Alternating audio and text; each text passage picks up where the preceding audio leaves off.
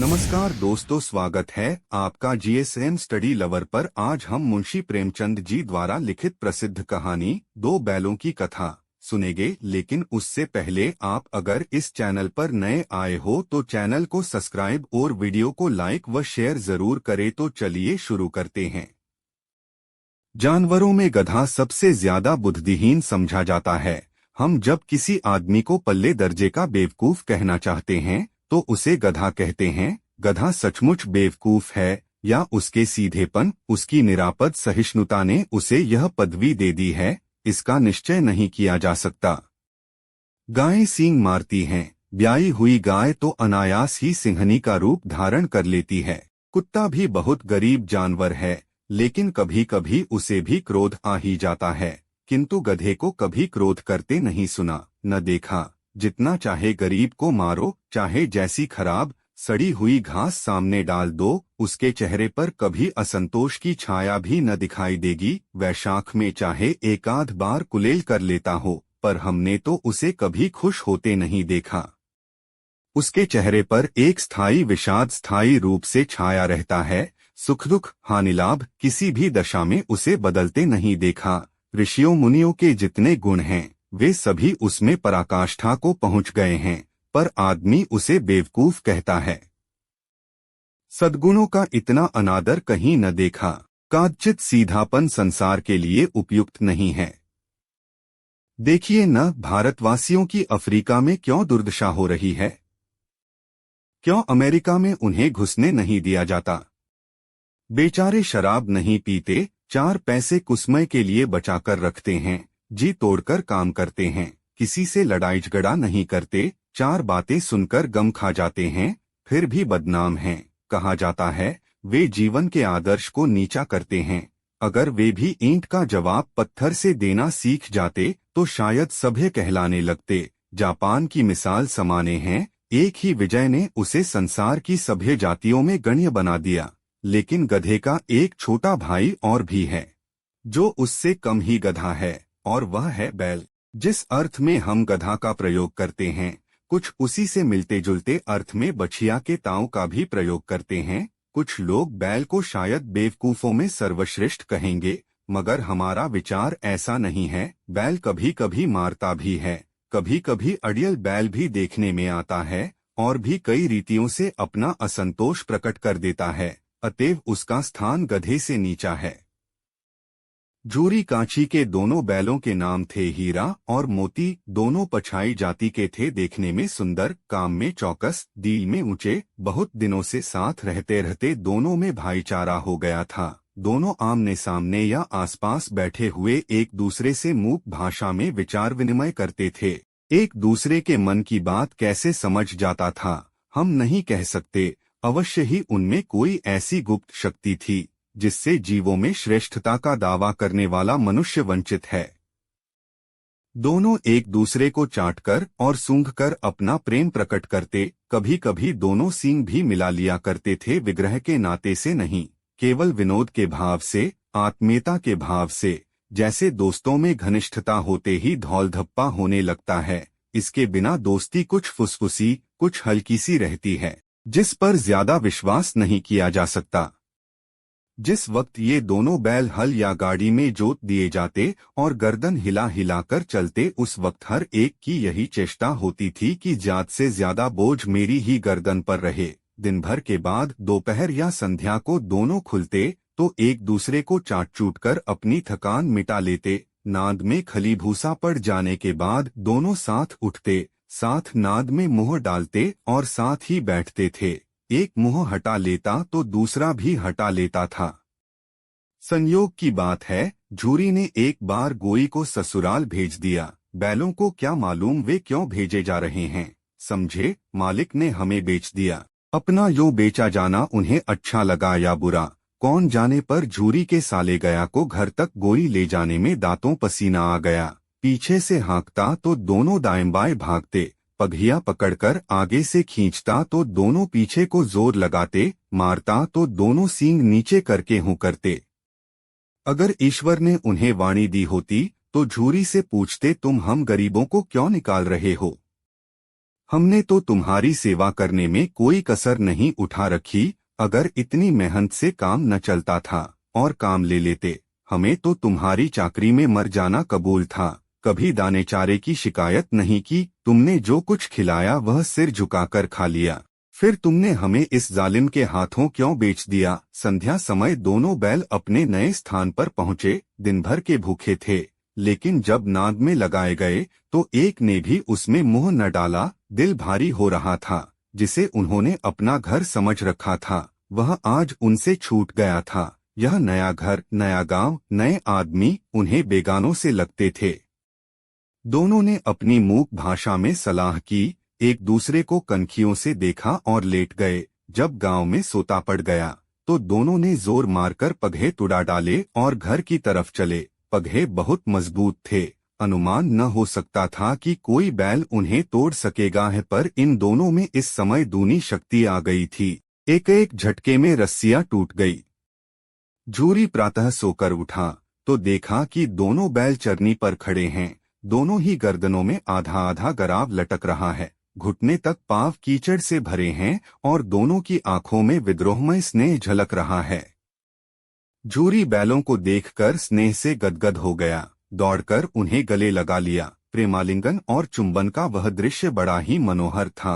घर और गांव के लड़के जमा हो गए और तालियां बजाकर उनका स्वागत करने लगे। गांव के इतिहास में यह घटना अभूतपूर्व न होने पर भी महत्वपूर्ण थी। बालसभा ने निश्चय किया, दोनों पशुवीरों को अभिनंदन पत्र देना चाहिए। कोई अपने घर से रोटियां लाया, कोई गुड़, कोई चोकर, कोई भूसी। एक बालक ने कहा, ऐसे बैल किसी के पास न होंगे। दूसरे ने समर्थन किया, इतनी दूर से दोनों अकेले चले आए। तीसरा बोला, बैल नहीं हैं, वे उस जन्म के आदमी हैं। इसका प्रतिवाद करने का किसी को साहस न हुआ। झूरी की स्त्री ने बैलों को द्वार पर देखा तो जल उठी, बोली, कैसे नमकहराम बैल हैं कि एक दिन वहां काम न किया, भाग खड़े हुए। झूरी अपने बैलों पर यह आक्षेप न सुन सका, नमकहराम क्यों हैं? चारा दाना न दिया होगा तो क्या करते? स्त्री ने रोब के साथ कहा, बस तुम ही तो बैलों को खिलाना जानते हो, और तो सभी पानी पिला पिला कर रखते हैं।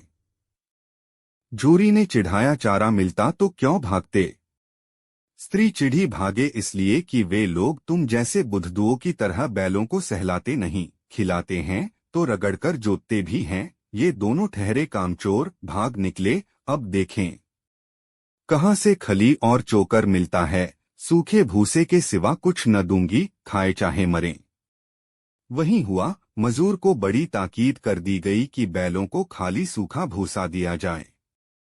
बैलों ने नाद में मुंह डाला तो फीका फीका, न कोई चिकनाहट न कोई रस। क्या खाए? आशा भरी आंखों से द्वार की ओर ताकने लगे। झूरी ने मजूर से कहा, थोड़ी सी खली क्यों नहीं डाल देता बे? मालिकन मुझे मार ही डालेंगी। चुराकर डाला। ना दादा, पीछे से तुम भी उन्हीं की सी कहोगे। दूसरे दिन झूरी का साला फिर आया और बैलों को ले चला। अब की उसने दोनों को गाड़ी में जोता। दो चार बार मोती ने गाड़ी को सड़क की खाई में गिराना चाहा, पर हीरा ने संभाल लिया। वह ज्यादा सहनशील था। संध्या समय घर पहुंचकर उसने दोनों को मोटी रस्सियों से बांधा और कल की शरारत का मजा चखाया। फिर वही सूखा भूसा डाल दिया। अपने दोनों बैलों को खली, चूनी सब कुछ भूसा दी। दोनों बैलों का ऐसा अपमान कभी न हुआ था। झूरी इन्हें फूल की छड़ी से भी न छूता था। उसकी टिटकार पर दोनों उड़ने लगते थे। यहाँ मार पड़ी, आहत सम्मान की व्यथा तो थी ही, उस पर मिला सूखा भूसा। नाद की तरफ आंखें तक न उठाई। दूसरे दिन गया ने बैलों को हल में जोता, पर इन दोनों ने जैसे पाँव न उठाने की कसम खा ली थी। वह मारते मारते थक गया, पर दोनों ने पाँव न उठाया। एक बार जब उस निर्दयी ने हीरा की नाक पर खूब डंडे जमाए तो मोती का गुस्सा काबू के बाहर हो गया। हल लेकर भागा। हल, रस्सी, जुआ, जोत सब टूट टाट कर बराबर हो गया। गले में बड़ी बड़ी रस्सियां न होती तो दोनों पकड़ाई में न आते। हीरा ने मूक भाषा में कहा, भागना व्यर्थ है। मोती ने उत्तर दिया, तुम्हारी तो इसने जान ही ले ली थी। अब की बड़ी मार पड़ेगी। पढ़ने दो, बैल का जन्म लिया है तो मार से कहाँ तक बचेंगे। गया दो आदमियों के साथ दौड़ा आ रहा है, दोनों के हाथों में लाठियां हैं। मोती बोला, कहो तो दिखा दूं कुछ मजा, मैं भी लाठी लेकर आ रहा है। हीरा ने समझाया, नहीं भाई, खड़े हो जाओ, मुझे मारेगा तो मैं भी एक दो को गिरा दूंगा। नहीं, हमारी जाति का यह धर्म नहीं है। मोती दिल में ऐंठ कर रह गया। गया आ पहुंचा और दोनों को पकड़कर ले चला। कुशल हुई कि उसने इस वक्त मारपीट न की, नहीं तो मोती भी पलट पड़ता। उसके तेवर देखकर गया और उसके सहायक समझ गए कि इस वक्त टाल जाना ही मसलहत है। आज दोनों के सामने फिर वही सूखा भूसा लाया गया। दोनों चुपचाप खड़े रहे। घर के लोग भोजन करने लगे। उस वक्त छोटी सी लड़की 2 रोटियां लिए निकली और दोनों के मुंह में देकर चली गई। उस एक रोटी से इनकी भूख तो क्या शांत होती, पर दोनों के हृदय को मानो भोजन मिल गया। यहाँ भी किसी सज्जन का वास है। लड़की भैरों की थी, उसकी माँ मर चुकी थी, सौतेली माँ मारती रहती थी, इसलिए इन बैलों से उसे एक प्रकार की आत्मीयता हो गई थी।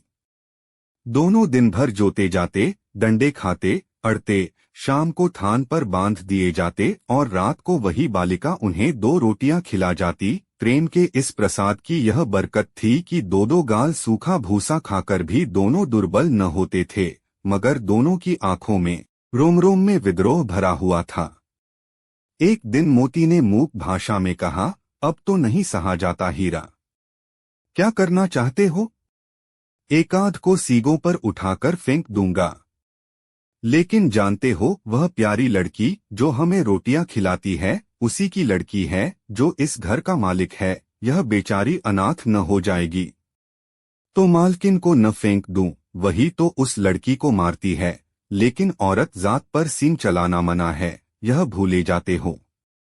तुम तो किसी तरह निकलने ही नहीं देते, बताओ तुड़ाकर भाग चलें। हाँ, यह मैं स्वीकार करता, लेकिन इतनी मोटी रस्सी टूटेगी कैसे? इसका उपाय है, पहले रस्सी को थोड़ा सा चबा लो, फिर एक झटके में जाती है। रात को जब बालिका रोटियां खिलाकर चली गई, दोनों रस्सियां चबाने लगे, पर मोटी रस्सी मुंह में न आती थी। बेचारे बार बार जोर लगाकर रह जाते थे। सहसा घर का द्वार खुला और वही बालिका निकली। दोनों सिर झुकाकर उसका हाथ चाटने लगे। दोनों की पूंछें खड़ी हो गई। उसने उनके माथे सहलाए और बोली, खोले देती हूँ, चुपके से भाग जाओ, नहीं तो यहाँ लोग मार डालेंगे। आज घर में सलाह हो रही है कि इनकी नाकों में नाथ डाल दी जाए। उसने गराव खोल दिया, पर दोनों चुपचाप खड़े रहे। मोती ने अपनी भाषा में पूछा, अब चलते क्यों नहीं? हीरा ने कहा, चलें तो, लेकिन कल इस अनाथ पर आफत आएगी, सब इसी पर संदेह करेंगे। सहसा बालिका चिल्लाई, दोनों फूफा वाले बैल भागे जा रहे हैं, ओ दादा, दोनों बैल भागे जा रहे हैं, जल्दी दौड़ो। गया हड़बड़ाकर भीतर से निकला और बैलों को पकड़ने चला। वे दोनों भागे, गया ने पीछा किया और भी तेज हुए। गया ने शोर मचाया, फिर गांव के कुछ आदमियों को भी साथ लेने के लिए लौटा। दोनों मित्रों को भागने का मौका मिल गया। सीधे दौड़ते चले गए, यहाँ तक कि मार्ग का ज्ञान न रहा। जिस परिचित मार्ग से आए थे उसका यहाँ पता न था। नए नए गांव मिलने लगे, तब दोनों एक खेत के किनारे खड़े होकर सोचने लगे, अब क्या करना चाहिए। हीरा ने कहा, मालूम होता है राह भूल गए। तुम भी बेतहाशा भागे, वहीं उसे मार गिराना था। उसे मार गिराते तो दुनिया क्या कहती? वह अपना धर्म छोड़ दे, लेकिन हम अपना धर्म क्यों छोड़े? दोनों भूख से व्याकुल हो रहे थे। खेत में मटर खड़ी थी, चरने लगे। रह रहकर आहट ले लेते थे, कोई आता तो नहीं है। जब पेट भर गया, दोनों ने आजादी का अनुभव किया तो मस्त होकर उछलने कूदने लगे। पहले दोनों ने डकार ली, फिर सींग मिलाए और एक दूसरे को ठेलने लगे। मोती ने हीरा को कई कदम हटा दिया, यहाँ तक कि वह खाई में गिर गया। तब उसे भी क्रोध आया, संभल कर उठा और फिर मोती से भिड़ गया। मोती ने देखा खेल में झगड़ा हुआ चाहता है तो किनारे हट गया।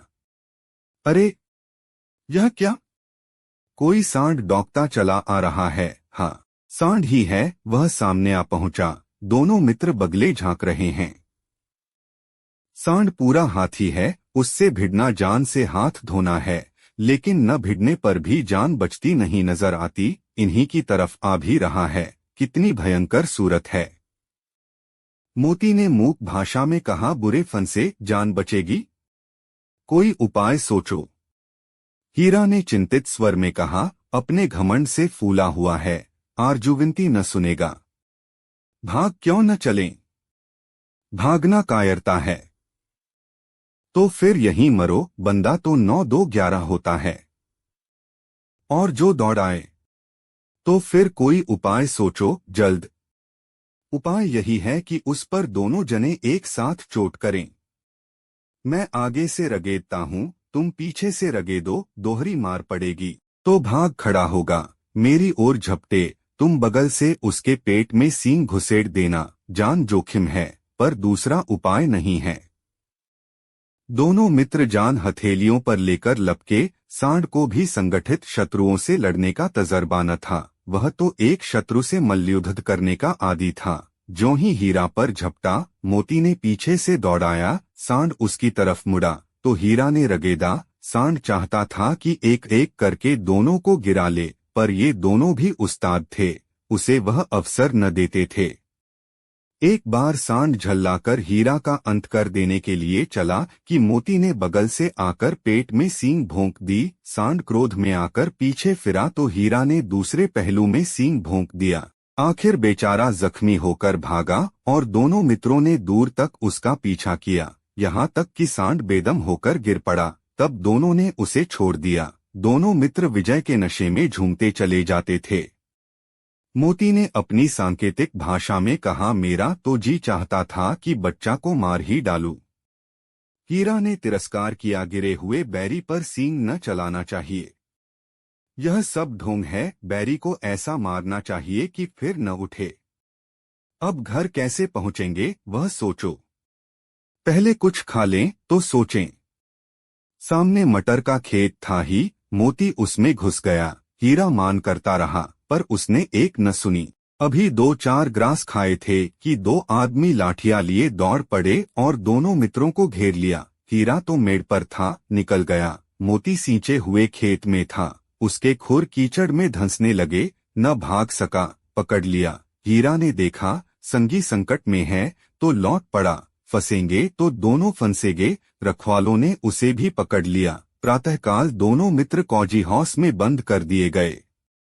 दोनों मित्रों को जीवन में पहली बार ऐसा साबिका पड़ा कि सारा दिन बीत गया और खाने को एक तिनका भी न मिला। समझ ही में न आता था यह कैसा स्वामी है। इससे तो गया फिर भी अच्छा था। यहाँ कई भैंसें थीं, कई बकरियां, कई घोड़े, कई गधे, पर किसी के सामने चारा न था। सब जमीन पर मुर्दों की तरह पड़े थे। कई तो इतने कमजोर हो गए थे कि खड़े भी नहीं हो सकते थे। सारा दिन दोनों मित्र फाटक की ओर टकटकी लगाए ताकते रहे, पर कोई चारा लेकर आता न दिखाई दिया। तब दोनों ने दीवार की नमकीन मिट्टी चाटनी शुरू की, पर इससे क्या तृप्ति होती। रात को भी जब कुछ भोजन न मिला तो हीरा के दिल में विद्रोह की ज्वाला देहक उठी। मोती से बोला, अब तो नहीं रहा जाता मोती। मोती ने सिर लटकाए हुए जवाब दिया, मुझे तो मालूम होता है प्राण निकल रहे हैं। इतनी जल्द हिम्मत न हारो भाई, यहां से भागने का कोई उपाय निकालना चाहिए। आओ दीवार तोड़ डालें। मुझसे तो अब कुछ नहीं होगा। बस इसी बूते पर अकड़ते थे। सारी अकड़ निकल गई। बाड़े की दीवार कच्ची थी, हीरा मजबूत तो था ही। अपने नुकीले सींग दीवार में गड़ा दिए और जोर मारा तो मिट्टी का एक चिप्पड़ निकल आया। फिर तो उसका साहस बढ़ा। इसने दौड़ दौड़ कर दीवार पर चोटें की और हर चोट में थोड़ी थोड़ी मिट्टी गिराने लगा। उसी समय कौजीहास का चौकीदार लालटेन लेकर जानवरों की हाजिरी लेने निकला। हीरा का उजापन देखकर उसने उसे कई डंडे रसीद किए और मोटी सी रस्सी से बांध दिया। मोती ने पड़े पड़े कहा, आखिर मार खाई, क्या मिला? अपने बूते भर जोर तो मार दिया। ऐसा जोर मारना किस काम का कि और बंधन में पड़ गए, जोर तो मारता ही जाऊंगा, चाहे कितने ही बंधन पड़ते जाएं। जान से हाथ धोना पड़ेगा। कुछ परवाह नहीं, यो भी मरना ही है। सोचो, दीवार खुद जाती तो कितनी जानें बच जाती, इतने भाई यहाँ बंद हैं। किसी के देह में जान नहीं है, 2-4 दिन और यही हाल, किसी के देह में जान नहीं है, 2-4 दिन और यही हाल रहा तो सब मर जाएंगे। हाँ, यह बात तो है। अच्छा, तो ला, फिर मैं भी जोर लगाता हूँ। मोती ने भी दीवार में उसी जगह सीन मारा। थोड़ी सी मिट्टी गिरी तो हिम्मत और बढ़ी, फिर तो वह दीवार में सीन लगाकर इस तरह जोर करने लगा मानो किसी प्रतिद्वंद्वी से लड़ रहा है। आखिर कोई 2 घंटे की जोर आजमाई के बाद दीवार ऊपर से लगभग 1 हाथ गिर गई। उसने दूनी शक्ति से दूसरा धक्का मारा तो आधी दीवार गिर पड़ी। दीवार का गिरना था कि अधमरे से पड़े हुए सभी जानवर चेत उठे। तीनों घोड़ियां सरपट भाग निकलीं, फिर बकरियां निकलीं, इसके बाद भैंसें भी खिसक गईं, पर गधे अभी तक ज्यों के त्यों खड़े थे। हीरा ने पूछा, तुम दोनों क्यों नहीं भाग जाते? एक गधे ने कहा, जो कहीं फिर पकड़ लिए जाएं। तो क्या हरज है, अभी तो भागने का अवसर है। हमें तो डर लगता है, हम यहीं पड़े रहेंगे। आधी रात से ऊपर जा चुकी थी। दोनों गधे अभी तक खड़े सोच रहे थे कि भागे या न भागे। मोती अपने मित्र की रस्सी तोड़ने में लगा हुआ था। जब वह हार गया तो हीरा ने कहा, तोड़ने में लगा हुआ था। जब वह हार गया तो हीरा ने कहा, तुम जाओ, मुझे यहीं पड़ा रहने दो, शायद कहीं भेंट हो जाए। मोती ने आंखों में आंसू लाकर कहा, तुम मुझे इतना स्वार्थी समझते हो हीरा? हम और तुम इतने दिनों एक साथ रहे हैं, आज तुम विपत्ति में पड़ गए तो मैं तुम्हें छोड़कर अलग हो जाऊं। हीरा ने कहा, बहुत मार पड़ेगी, लोग समझ जाएंगे, यह तुम्हारी शरारत है। मोती गर्व से बोला, जिस अपराध के लिए तुम्हारे गले में बंधन पड़ा, उसके लिए अगर मुझ पर मार पड़े तो क्या चिंता। इतना तो हो ही गया कि 9-10 प्राणियों की जान बच गई, वे सब तो आशीर्वाद देंगे।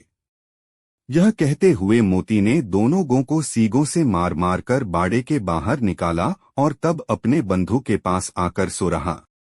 भोर होते ही मुंशी और चौकीदार तथा अन्य कर्मचारियों में कैसी खलबली मची, इसके लिखने की जरूरत नहीं। बस इतना ही काफी है कि मोती की खूब मरम्मत हुई और उसे भी मोटी रस्सी से बांध दिया। 1 सप्ताह तक दोनों मित्र बंधे पड़े रहे। किसी ने चारे का एक तृण भी न डाला। हाँ, एक बार पानी दिखा दिया जाता था, यही उनका आधार था। दोनों इतने दुर्बल हो गए थे कि उठा तक न जाता, ठठरियां निकल आई थीं। एक दिन बाड़े के सामने डुग्गी बजने लगी और दोपहर होते होते वहां 50-60 आदमी जमा हो गए। तब दोनों मित्र निकाले गए और उनकी देखभाल होने लगी। लोग आकर उनकी सूरत देखते और मन फीका करके चले जाते। ऐसे मृतक बैलों का कौन खरीददार होता।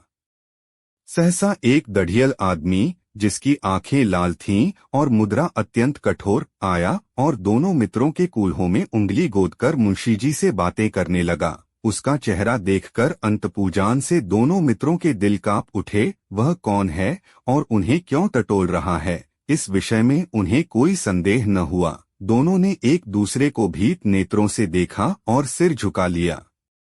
हीरा ने कहा गया कि घर से नाहक भागे, अब जान न बचेगी। मोती ने अश्रद्धा के भाव से उत्तर दिया, खते हैं, भगवान सबके ऊपर दया करते हैं, उन्हें हमारे ऊपर क्यों दया नहीं आती।